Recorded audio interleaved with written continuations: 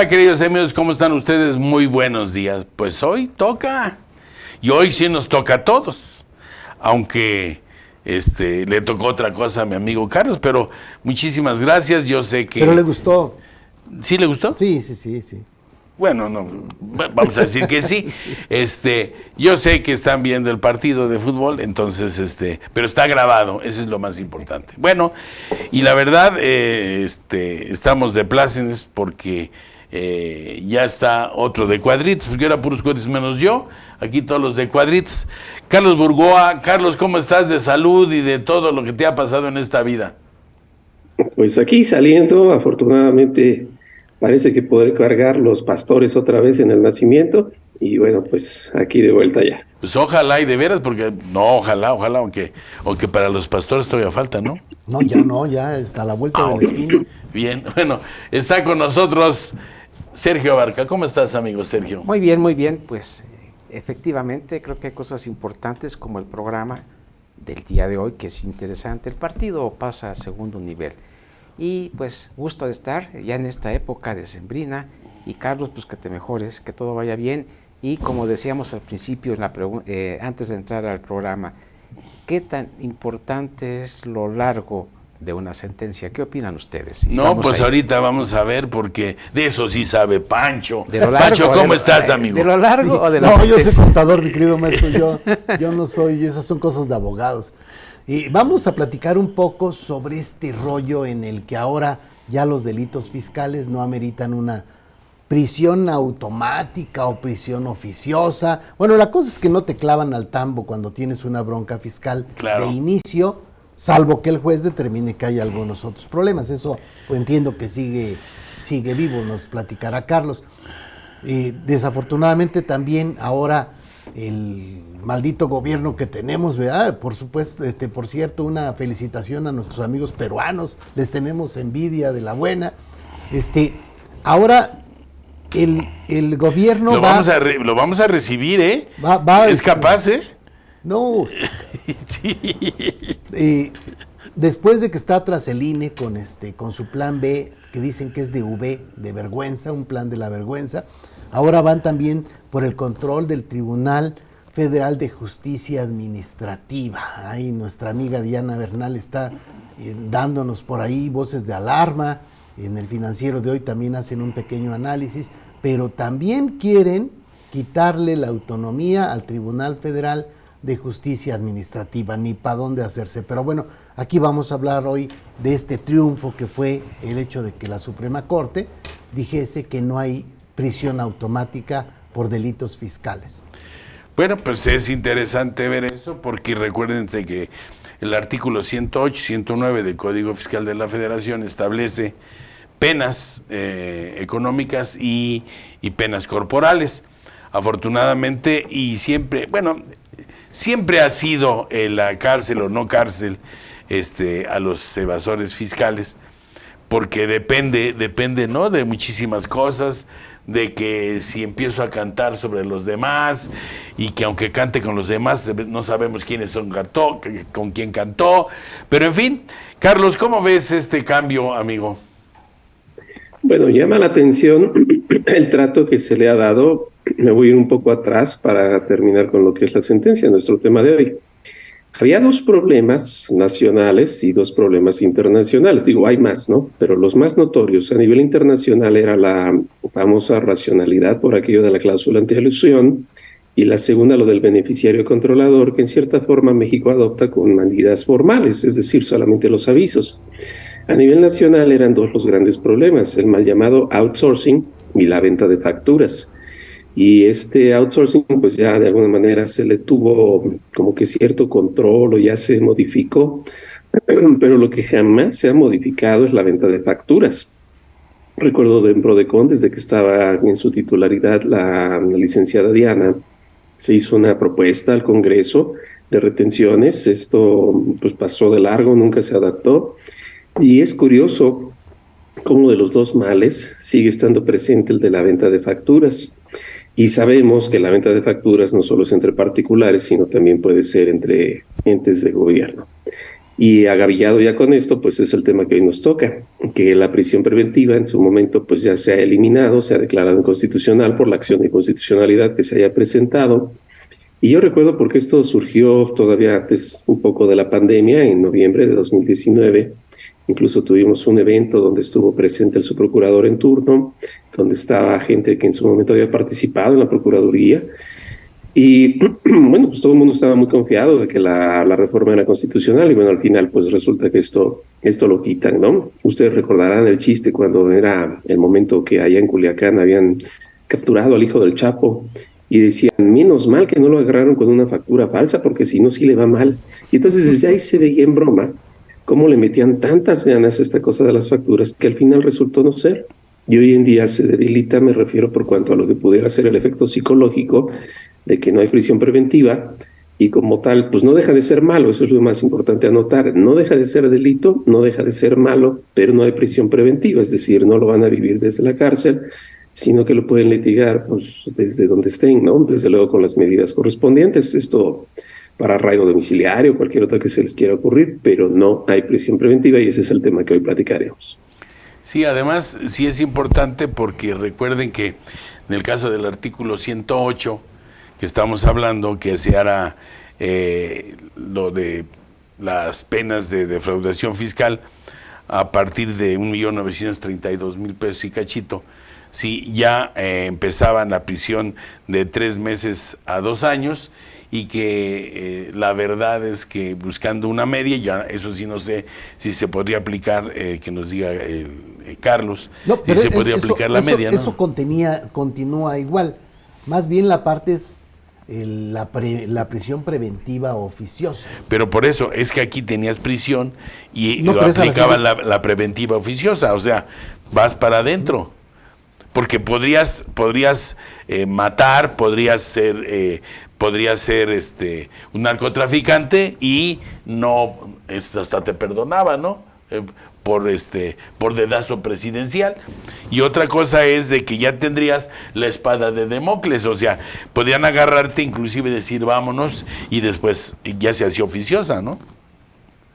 ¿O cómo ves, Pancho? Sí, aquí el tema es que gran parte de lo que creció la recaudación en México, que mucho tiene que ver con toda esta tecnología que se está aplicando, donde hay un CFDI que conoce cosas que ni nosotros conocemos, ¿verdad? Después hay declaraciones presentadas, vía tecnología se hacen match entre los CFDIs y las declaraciones presentadas, salen anomalías y se mandan revisiones. Dentro de las revisiones, si hay un problema en el que puede haber una evasión de impuestos, la amenaza era, oye, primero me pagas con cuerpo mático, ¿verdad? Te me vas al tambo y después pagas en dinero. Y tú decías, no, espérate, ahí está la lana. Eso yo considero que sí logró que se levantara mucho la recaudación, porque de alguna forma los contribuyentes dicen, oye, pues ya no me voy a juicio, ya no defiendo mis derechos, entrecomillado, porque si no me van a meter a la cárcel. Y eso aparentemente desde el 24 de noviembre, que fue cuando se votó en la Suprema Corte de Justicia de la Nación, dejó de existir, ¿no? O sea, hay una realidad, digamos, menos gandalla para las personas que pagan impuestos, los que pagamos impuestos. Pero déjame decirte una cosa, así como lo dices, tal pensaría, o a lo mejor interpreté mal, o sea, de cualquier forma, si caes en el supuesto, era prisión, pagaras o no pagaras. Después, aunque pagaras de todas maneras, si así lo deseaban, había prisión. Entonces, yo creo que eso es parte de lo que se soluciona con esto, o gran parte de lo que se puede solucionar, ¿no? Que ya no es oficioso. Bien, en esta parte, con la sentencia, como lo estamos comentando, creo que coincidimos todos, y no digo aquí en esta mesa y en términos generales, que es favorable desde el punto de vista técnico y para efecto de lo que del tema que estamos tratando.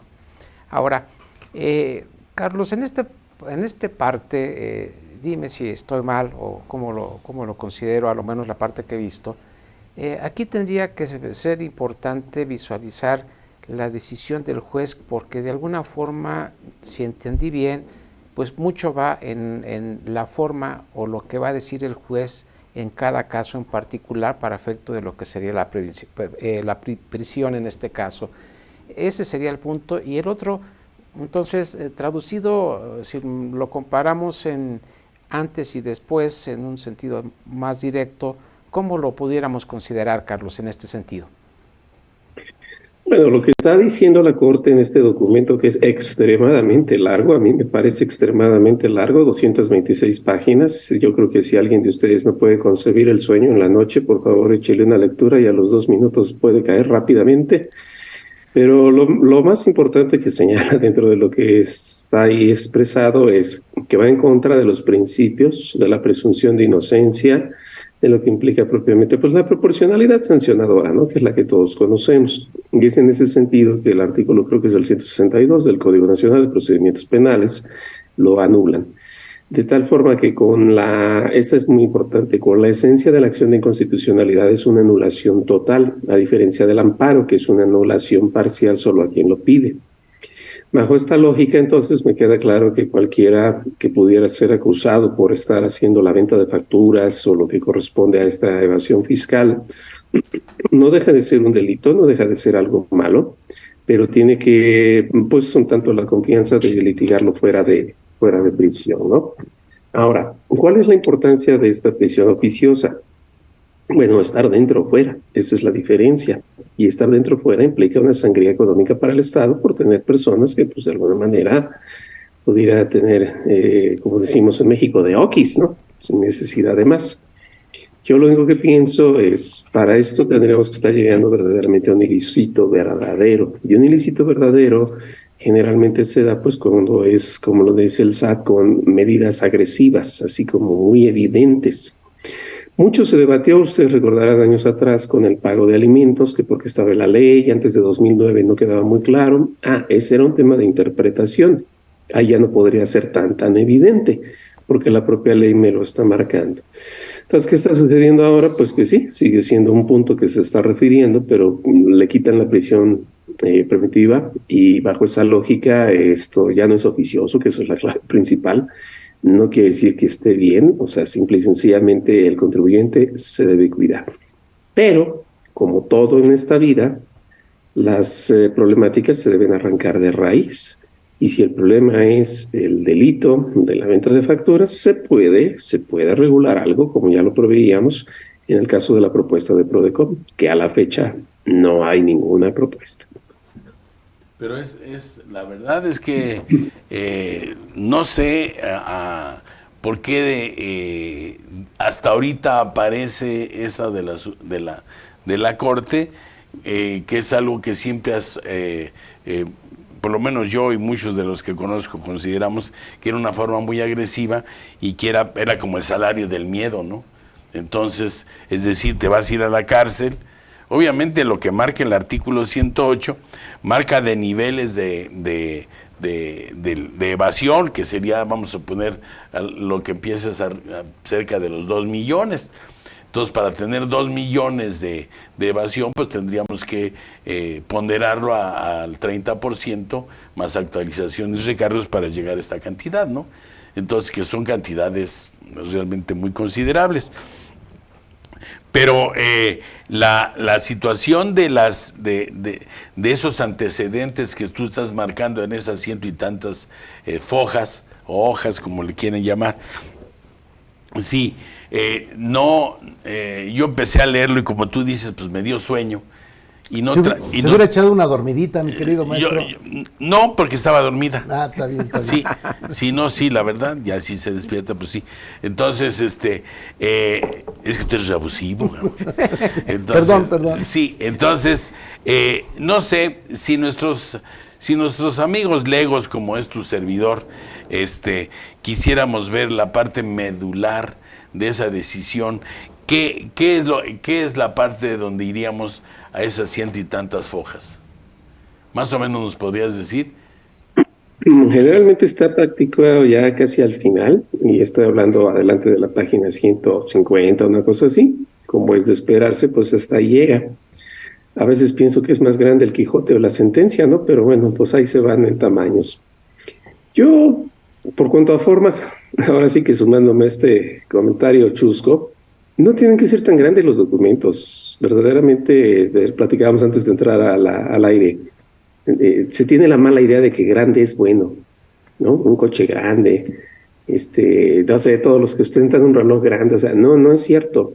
En Europa hubo un país en donde los ciudadanos fueron a exigirle al Poder Judicial que hiciera sentencias cortas. A mí me tocó ver en la Casa de la Cultura Jurídica amparos de 2 páginas, literal, de 1910, y sentencias contra pena de muerte, de 12 páginas.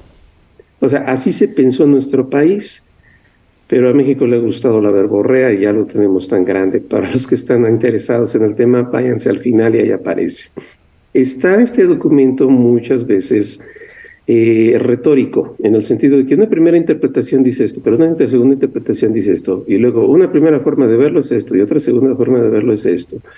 A mí me recuerda como cuando estamos en una reunión o por teléfono. Oye, fíjate que me llamó fulano de tal, ¿y qué te dijo? No, pues es que no se le escuchaba bien la llamada, pero ya dime, ¿no?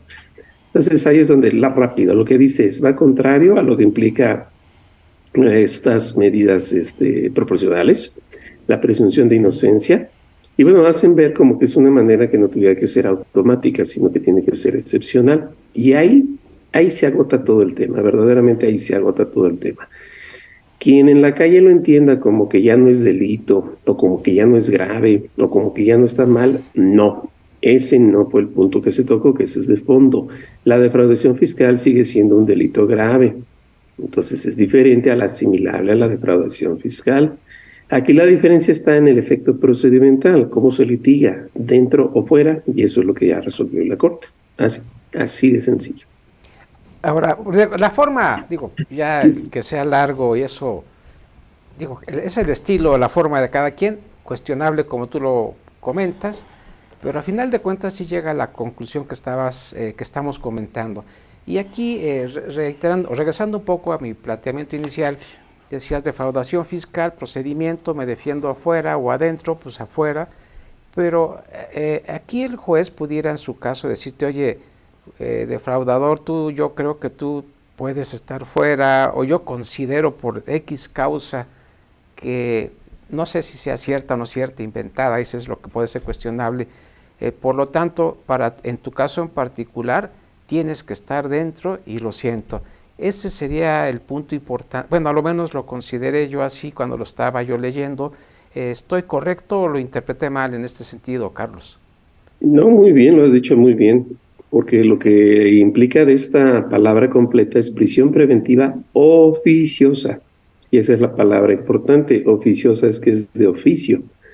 Una cosa es que sea de oficio y otra cosa es que cada quien lo determine de manera individual. Y lo dijiste muy bien, Sergio. Ya lo oficioso se elimina. Tendrá que ser al criterio de cada juzgador conforme advierta cada caso, pues lo que corresponde. Pero así oficioso se elimina. Por eso es que a lo mejor aquí ya la gente pudiera entendernos el chiste que hacíamos. Si para platicar ese tema se llevó 226 páginas, híjole, no me quiero imaginar qué va a suceder cuando se toquen otros temas. Lo digo en broma, ¿no? A lo mejor hay a quien le guste, es cuestión de estilo, pero esa es la clave, oficiosa. Pero no, al momento de decir eso de la parte oficiosa, ¿no se convierte en algo subjetivo también de los que están en ese momento analizando? Bueno, exacto, pero es que esa es la diferencia. Lo voy a explicar así como para que lo platiquemos en bodas, 15 años, ¿no? O cuando todos los juzgadores, autoridades o quien sea voltea a ver un criterio, como es el caso de la fecha cierta. Es que ya dicen fecha cierta. Eso en el latinajo se le llama el famoso ratio decidendi. Es decir, como ya lo dijo tal, pues así es. Oye, ¿y qué tal si está mal? Pues ya lo dijo, así es. Esa es la ratio decidendi. La obiter dicta es cuando cada quien toma sus propias ideas y dice, bueno, yo creo que aquí no, aquí me puedo apartar, y si bien la ley está escrita de manera como referencia, es para que yo la individualice de manera clara. Y aquí es el mejor ejemplo, lo estoy llevando al máximo, de lo que es el sistema common law que manejan los americanos, los ingleses y algunos otros países sajones respecto de lo que es el romano canónico que tenemos todos en América Latina y que viene pues mucho de Europa. Aquí se decide conforme lo que ya está en la ley, Y si la ley dice que el alumno es de queso, es de queso y no hay más. En cambio, en los Estados Unidos, en Inglaterra y todos estos países es, bueno, yo pienso que esto debe ser sancionado. ¿Cómo? Pues ya tú sabrás en el día a día, porque el constituyente no puede ser un espíritu o un fantasma que se nos aparezca todos los días no, pues ya lo escribió y se acabó, ¿no? Ya es tarea de cada quien. Entonces creo que esa es la diferencia de estilos, como bien lo decía Sergio, y eso es lo que hoy en día, vamos, me fue el máximo extremo, ¿no? No siempre es así. Y en este caso va a ser, como lo estamos hablando, la interdicta, ¿no? El dictum. La posibilidad está. Cada juzgador, conforme a las características específicas, tiene que hacer lo propio, principalmente porque está de por medio un derecho humano como es la libertad. Y ahí está el tema. Pero entonces, fíjate, si hablas de cada juzgador, y estamos hablando de una interpretación, y hablas por otro lado que la ley es de aplicación estricta, entonces, ¿en qué momento deja de ser o entra a ser subjetivo?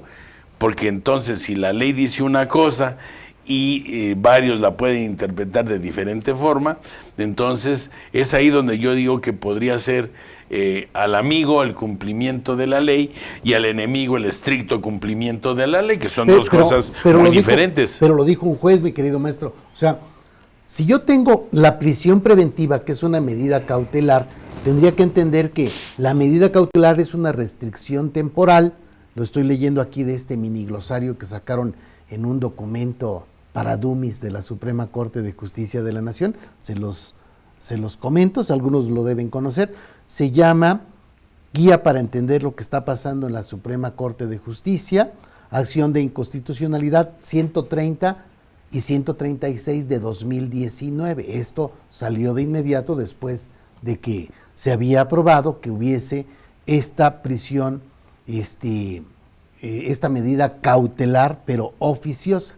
Son restricciones temporales de derechos para el imputado, o sea, te restringen temporalmente tus derechos para asegurar la presencia del imputado en el proceso, para garantizar la seguridad de las partes, para evitar obstáculos en el procedimiento, y eso pues ya lo determina alguien, pero no de forma automática, lo cual, por supuesto, que hace una gran diferencia. Entonces, el consenso de la mayoría es donde podríamos aplicar qué es lo que al final la Corte va a decidir, ¿no? Ya decidió. Digo, en el momento de que algún contribuyente se encuentre dentro de un supuesto, ¿no? Uh-huh. Creo que nos tenemos que ir a corte. Vámonos a corte y regresamos sí. Para revisar. A lo mejor valdrá la pena decir, oye, estos documentos los voy a subir en Tax Day, si se meten en Facebook a taxday.com.mx, voy a subir estos 2 documentos porque seguramente a muchos les serán útiles para tratar de revisar por dónde están estos temas. Seguramente los abogados penalistas y todas estas personas que son del área los tienen desde endenantes, pero para nuestros amigos contadores que nos asomamos un poco a este mundo, serán de utilidad. Vamos a corte. Hola, soy Jessica Rueda y en esta ocasión los quiero invitar a Marketing para tu Despacho Buffet. Acuérdense que no solamente de voz en voz se logran estas ventas, también tenemos que hacerlo digital. Y bueno, digital no es solo anunciarnos en Facebook, es mucho más que estrategia, conocer realmente el cliente, verdaderamente saber cuál es el diferencial o el valor agregado de tu despacho o de tu buffet. Muchas cosas más que además de forma muy divertida vamos a aprenderlo, así que los invito a que se inscriban hoy. Aquí está en pantalla toda la información y nos vemos pronto.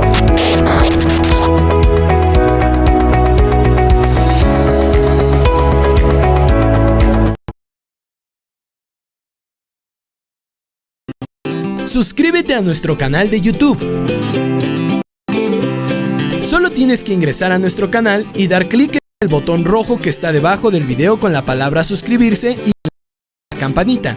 Al hacerlo, recibirás de forma gratuita todos los contenidos nuevos de IMEFI TV.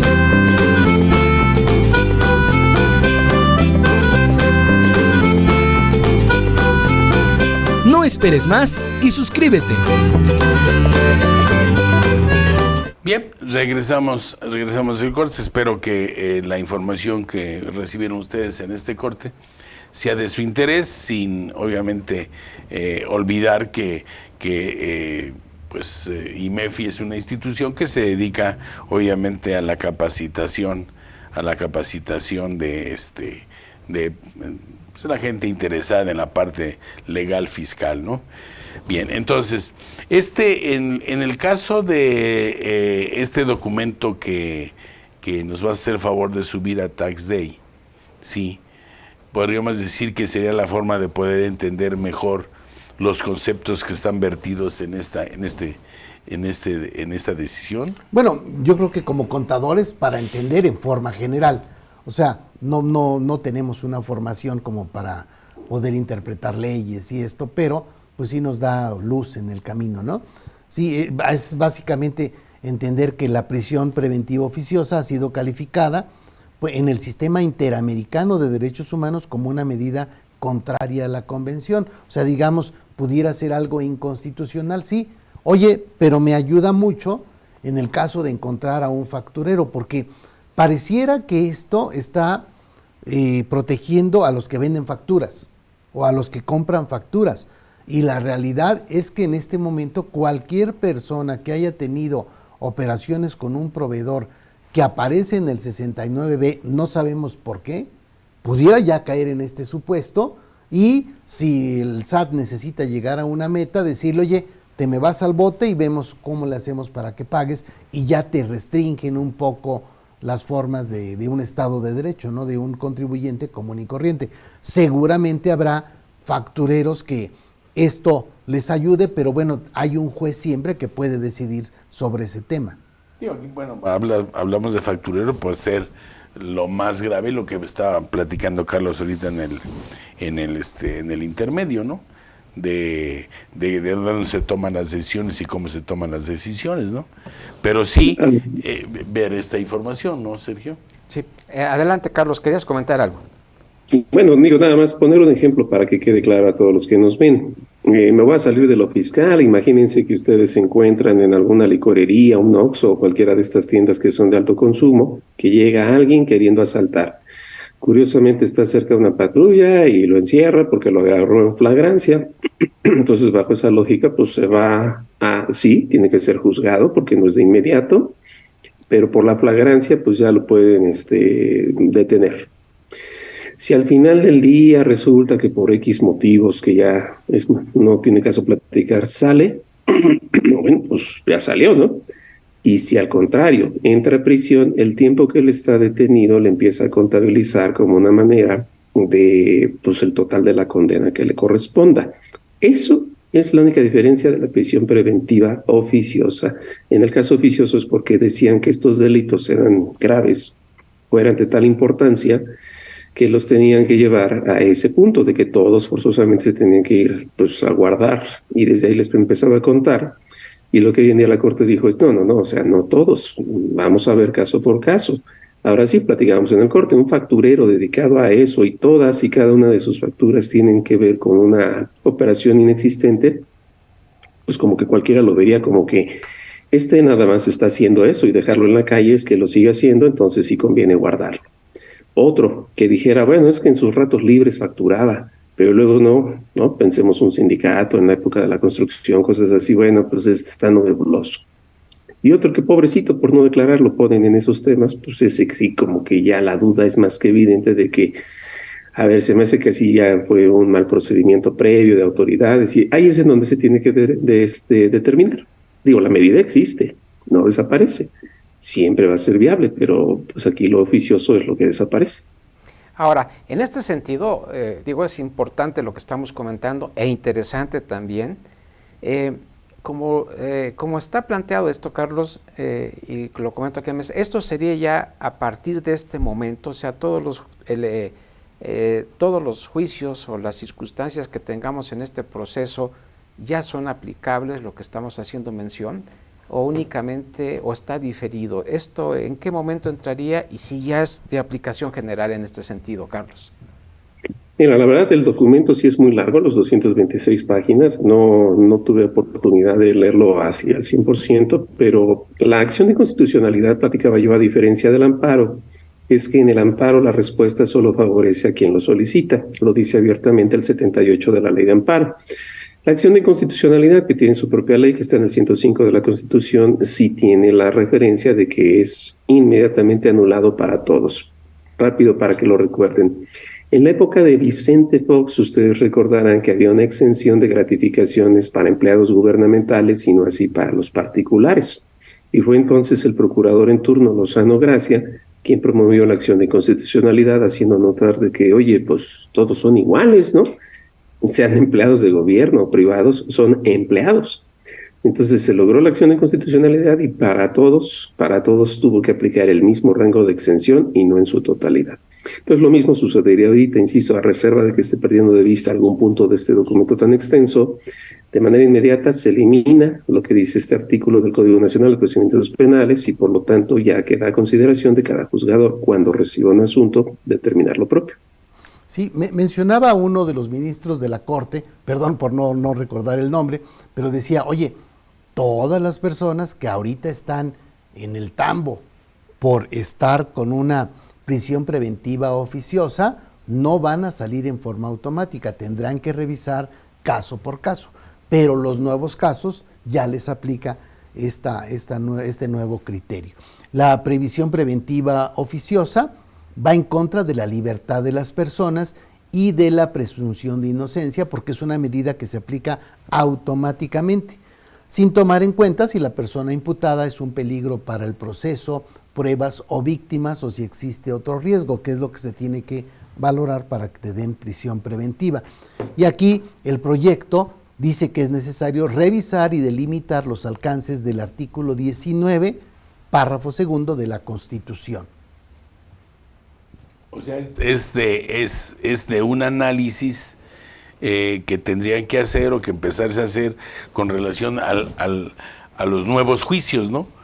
O sea, que no se han empezado actualmente. No, en este momento, vamos a suponer que a un amigo de tu amigo, ¿verdad? Lo meten lo agarran por un problema fiscal y en ese momento le dicen te toca prisión preventiva oficiosa en forma automática.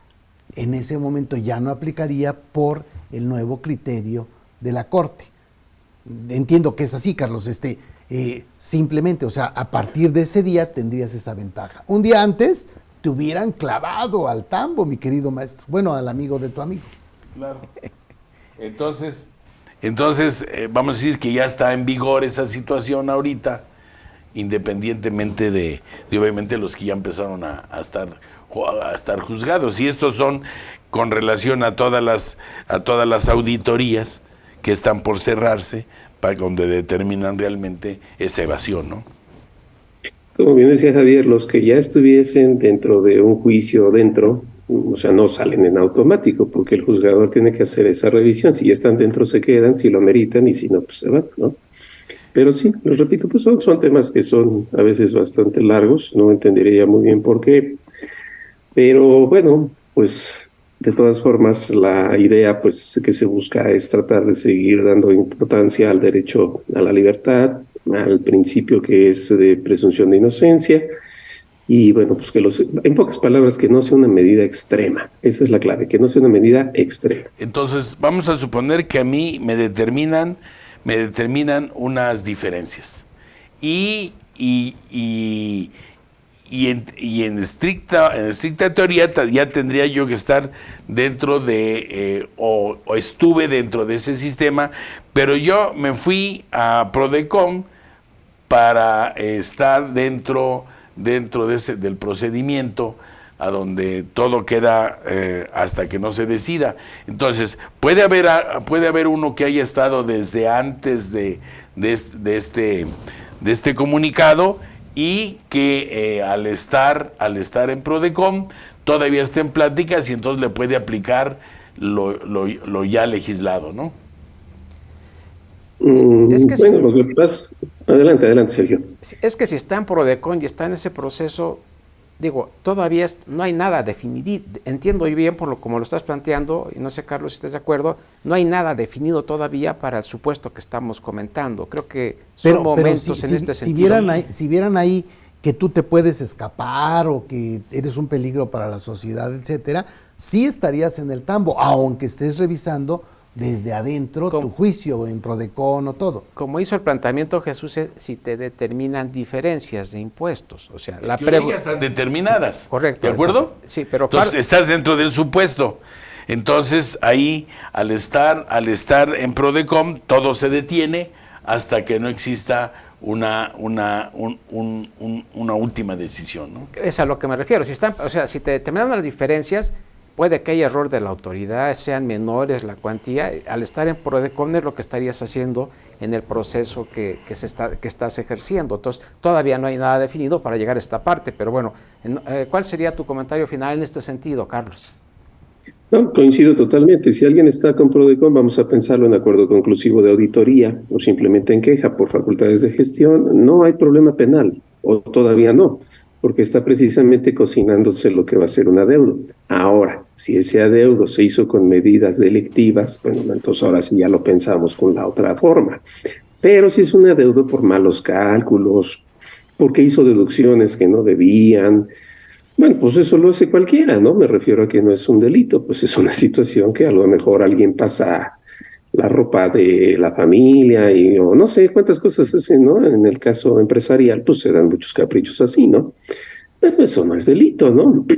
Muchas veces los empresarios confunden tickets, pasan todo, el contador lo hace deducible, pues se acabó. Pero no. O sea, Prodecon, estamos bien. Lo que sí es importante señalar, como bien lo decía Jesús, con la reforma que se dio en 2019 se pretendió dar más facultades a Prodecon incluso para signos penales, pero no trascendió. Prodecon al día de hoy sigue estando igual y se encarga de las facultades de comprobación o de los actos de autoridades fiscales, y el artículo 4 de su ley orgánica dice que es tanto el SAT como los descentralizados, en el caso, por ejemplo, de lo que es IMSS, Infonavit, o como en el caso de los coordinados, que son las locales. Pero si alguien llega con temas de que, por ejemplo, que el predial le salió muy alto y cosas así, ahí sí ya no. Ahí sí cada legislatura hizo lo propio. Por ejemplo, hay un acuerdo de mediación en el caso de la Ciudad de México con la Procuraduría Fiscal de lo que es la Ciudad de México. Entonces ahí sí está un poco acotado en ese sentido su acción. Muy bien, pues vamos por últimos comentarios, mi querido maestro. Pues usted. Muchas gracias, mi querido maestro. Bueno, un poco retomando el tema, hay una prisión preventiva que puede ser prisión preventiva oficiosa o justificada. Cuando es la justificada, el propio Ministerio Público le dice, oye, a este cuate guárdamelo porque se nos escapa o es un riesgo, etcétera. Pero en el caso de la oficiosa, la Constitución establece un catálogo de delitos en los que el juez ordenará la prisión preventiva oficiosamente.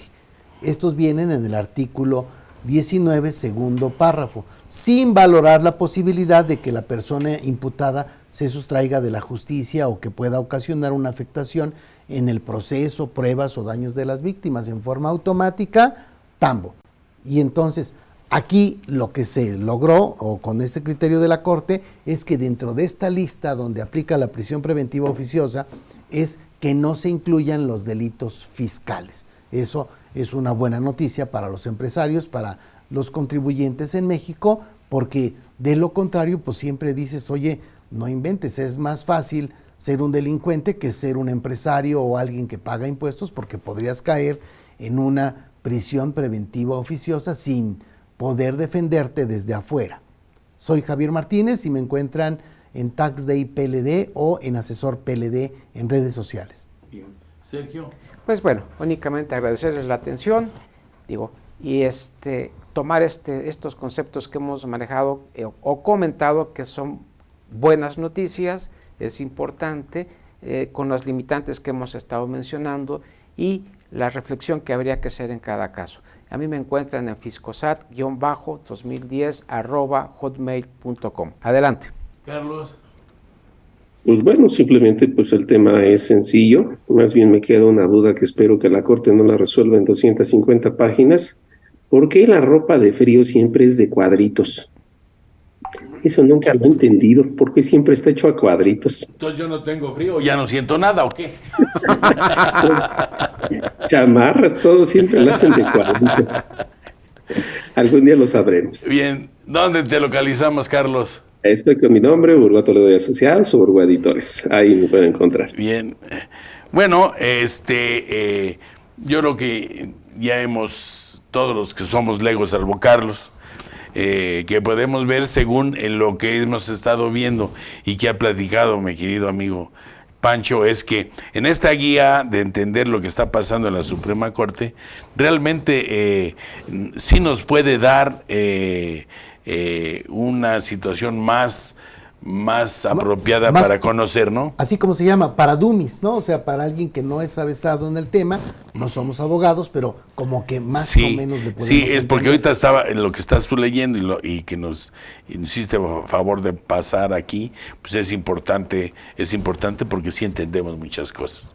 Bueno, su servidor amigo José de Jesús Millarufe, socio director de Millarufe Asociados, me pueden localizar en millarufe@yahoo.com.mx y en redes sociales Narizbe Corporativo Jurídico Fiscal.